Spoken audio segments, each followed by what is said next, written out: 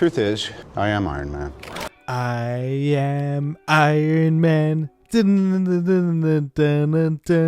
does Iron Man represent? Is Tony Stark, the movie version and the Hollywood version of Elon Musk, could both possibly be representing the Antichrist, who acts as if like they're coming to save us, but like they're actually being used to deceive us and trick us. I also see a lot of representation going on with this introduction of the transhumanist agenda. And as we all know, and as many of you guys know, if you guys have been watching any of my other Hard Truths videos, when I talk about certain movies, especially the Marvel movies, Hollywood loves that predictive programming. So we're back with Hard Truths episode 17. Can you guys handle the truth about who Iron Man really is, as well as all the truth that Iron Man actually reveals to us about what's going on in the real world? I want the truth! The truth? You want the truth? I want the truth! You can't handle the truth! Let's find out now.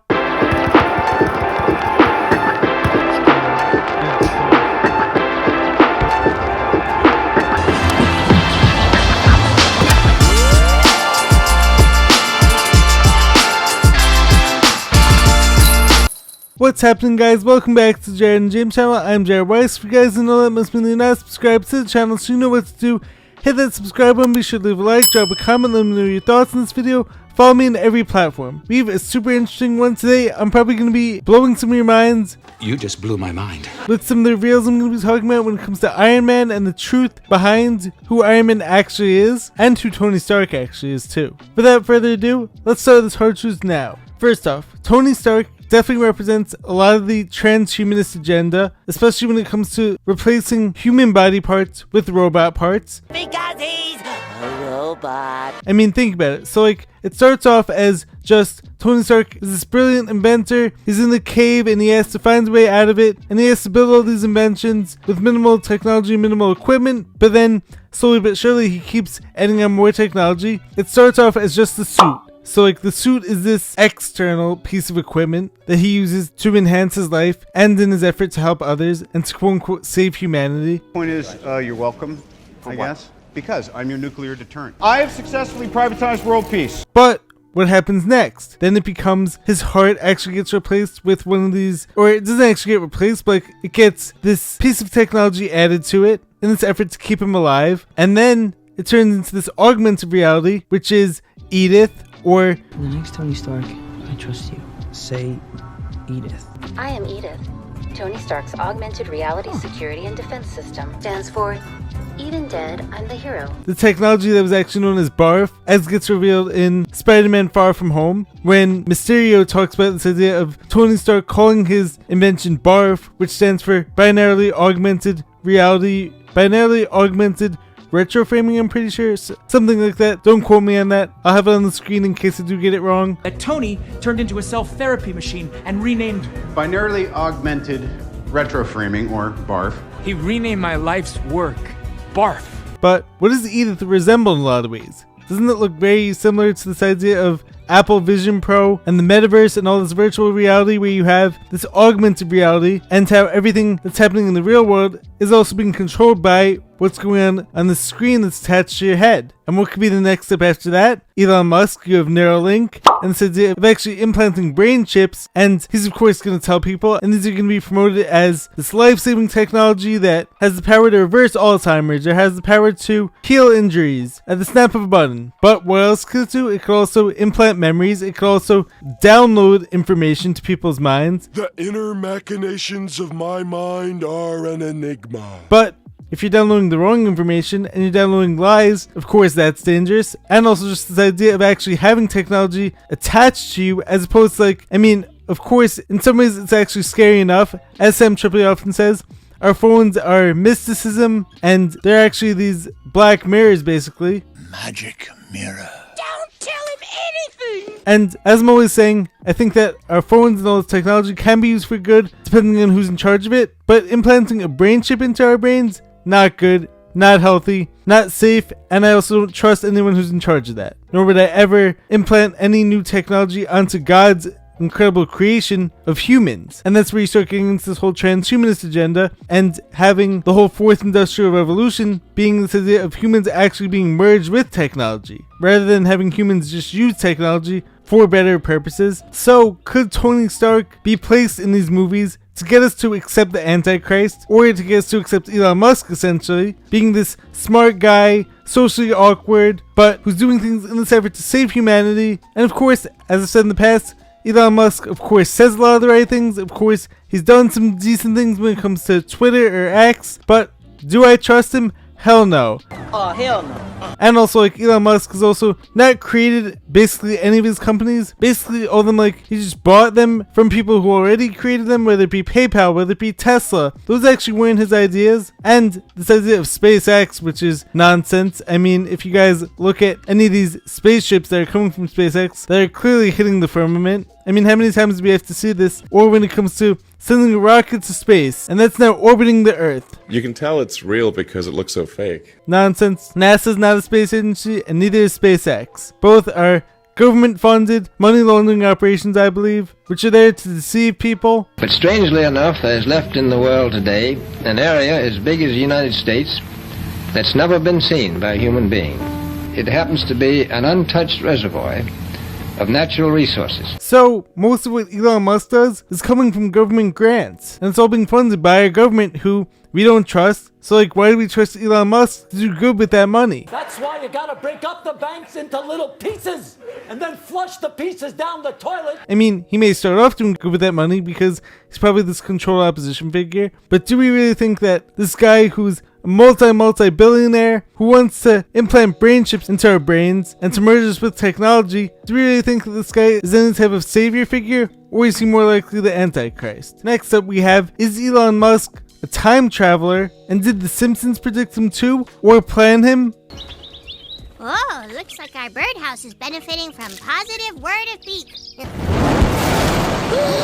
I'm Elon Musk. Elon Musk is possibly the greatest living inventor. I guess humanity wants its change one birdhouse at a time. In this predictive programming fashion, because as I said in the past, the Simpsons are not exactly predicting things, they're actually planning them, because the creator of The Simpsons is actually tied in with all this New World Order stuff. This guy is tied in with all the people at Davos. He's tied in with all these people who are quote-unquote trying to plan our world, or who are trying to run our world, even though we're ultimately the ones who are in charge of that, and God is ultimately above all that. But what do I mean when I say that Elon Musk could be a time traveler? Well, consider this. Tony Stark, once again, if we're going along this parallel of Tony Stark being Elon Musk, and what happens in Avengers Endgame, who comes up with all the science for time travel? Tony Stark. That particle factoring in spectral decomp. And if any of you guys have ever looked at any of these actors or any of these Hollywood people, a lot of them have similar looking people, eerily similar looking people to them from hundreds of years ago. Coincidence? I think not! So could all these people be time travelers? And this is actually going to make a lot more sense in a little bit when I actually address Iron Man's theme song. But Tony Stark creates this idea for time travel when it comes to Elon Musk running this company called Tesla. And Tesla may have even been a time traveler too. It's been rumored about in the conspiracy world. And Tesla was actually heavily connected with Donald Trump's great uncle or uncle, I think. And so there's definitely a lot of connections there and a lot of interesting parallels going on. I'm not claiming anything for 100% certain, but if Elon Musk is taking on this role of Tesla, even though he's actually nothing like Nikola Tesla, and Tesla is actually connected to this time traveler theory of Trump going back in time and connecting with Nikola Tesla to bring about this technology to us now, some interesting stuff going on there.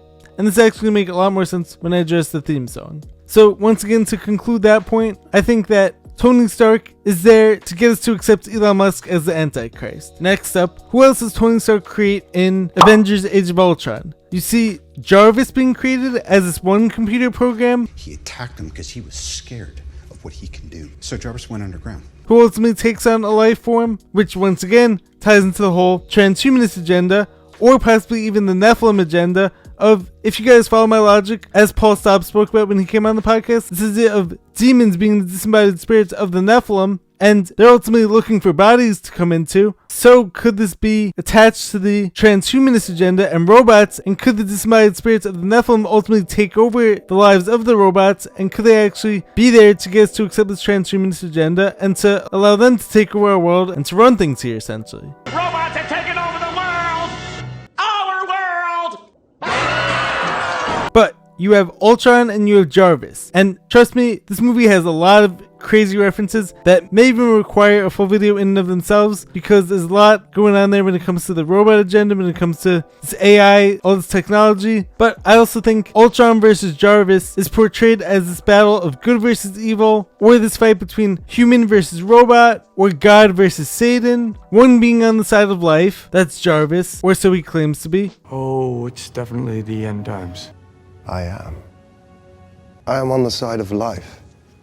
Ultron isn't. And the other is on the side of making everything metal. I mean, what's Ultron's famous line in the movie? When the dust settles, everything that's standing will be metal. I may butcher that a little bit, but once again, I will put that up on the screen. When the dust settles, the only thing living in this world will be metal. Next up, we have Iron Man 3, which is a very strong parallel to 9/11, because for all my 9/11 truth people, so like, I probably can't go too deep into this on YouTube, but like, I'm gonna say it as best I can while sticking to what I believe to be the truth. And YouTube, this is just complete nonsense, this is lies, this is meant to be comedy. So, who do you have as the villain, or the initial villain, in Iron Man 3? You have this guy, the Mandarin, who's, let's just say, a Middle Eastern guy who everyone thinks is a terrorist, when in reality he's just an actor who's being paid off to hide the people who are actually doing the real crimes. Some people call me a terrorist. I consider myself a teacher.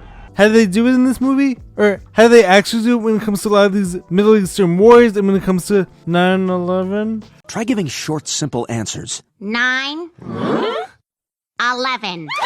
They told us that these Middle Eastern guys, these Arabs, 19 of them, hijacked a plane. Even some of the calls from the people on the plane are a bit sketchy. And once again, of course, a lot of people died. And I have the utmost sympathy for anyone who was affected by that. But like, the cause of it is different from what we're told the cause of it is. And what happened at the end of 9/11? You have this patriotic fervor, and everyone wants to go to Iraq and kill these people, kill some damn Middle Eastern people. But if any of you guys have ever looked into the official story and have actually dissected some of what we're told, it's a lot of nonsense and a ton of lies. Who is actually likely the people in charge of 9/11? It was likely an inside job. Likely an inside job. Coming from the CIA, Mossad. I mean, have any of you guys ever looked into Building 7 and how that fell without even being hit by a plane? Could there have been some directed energy weapons involved? Possibly. But Osama bin Laden, who was seen as the criminal mastermind behind 9/11, he was friends with George Bush. And I don't even think that Osama bin Laden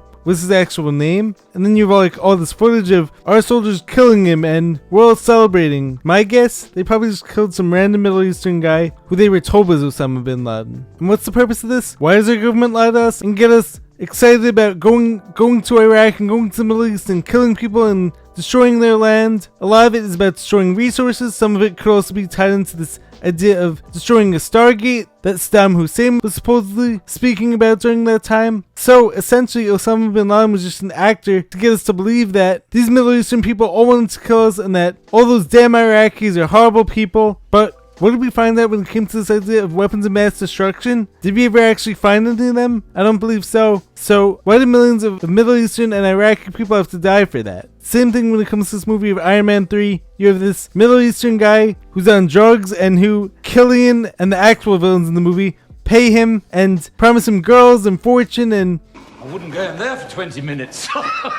You want something? Take it. Although the guns are all fake because those wankers wouldn't trust me with the real ones. What? Actually promising more drugs, which is actually a funny scene. And Iron Man, thinking that he's the actual villain and he's actually the mastermind behind it all, ultimately realizes that this guy is just a paid actor. I never thought people had been hurt. They lied to me. This is the Mandarin? I know, it's embarrassing. Hi, Trevor Slattrick. Who's covering for the real criminals. And you even see in that movie, I actually just thought of this. This is actually super mind-blowing. So the vice president in the movie is actually in on the whole operation. We believe you're about to be drawn into the Mandarin campaign and we got to get you somewhere safe as soon as... They're using the Iron Patriot as a Trojan horse. They're going to take out the president somehow. We have to immediately alert that plane. Everything okay, sir? Couldn't be better.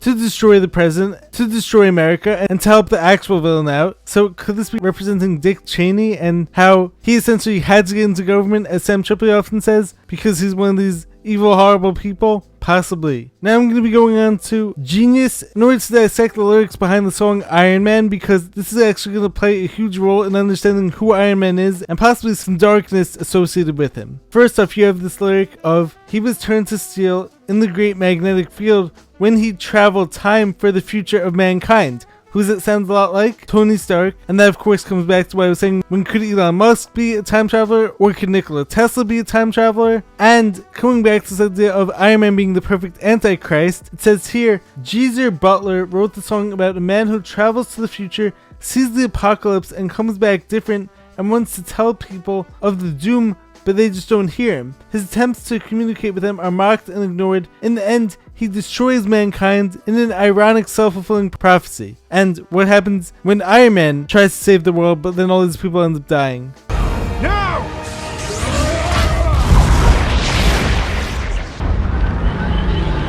So could this be the same thing when it comes to Elon Musk, acting as if he's trying to save humanity, but what are his actual intentions? Or even if he is for real and is just being used by the people in power, what could his intentions ultimately create? I don't think there was a mistake correlating the song with the character of Iron Man. Next up, we have verse 4 where it says, now the time is here for Iron Man to spread fear. Vengeance from the grave kills the people he once saved. Another reference to the Antichrist, you think? Since he's not getting any positive feedback from the people saved, he will start to behave like a villain. In the end, he causes the very apocalypse he was sent to prevent. Also guys, keep in mind, the band Black Sabbath, of course, has a very dark connotation in and of itself. And if you guys do some research, Aleister Crowley, the self-proclaimed most wicked man alive, had some influence over the band Black Sabbath. Also, another famous line from the song, when I ring my bell, all the children go to hell. It's a pretty dark lyric right there. And if the Antichrist is coming back, presenting himself as the savior, and he's gathering up all the kids to go to hell with him,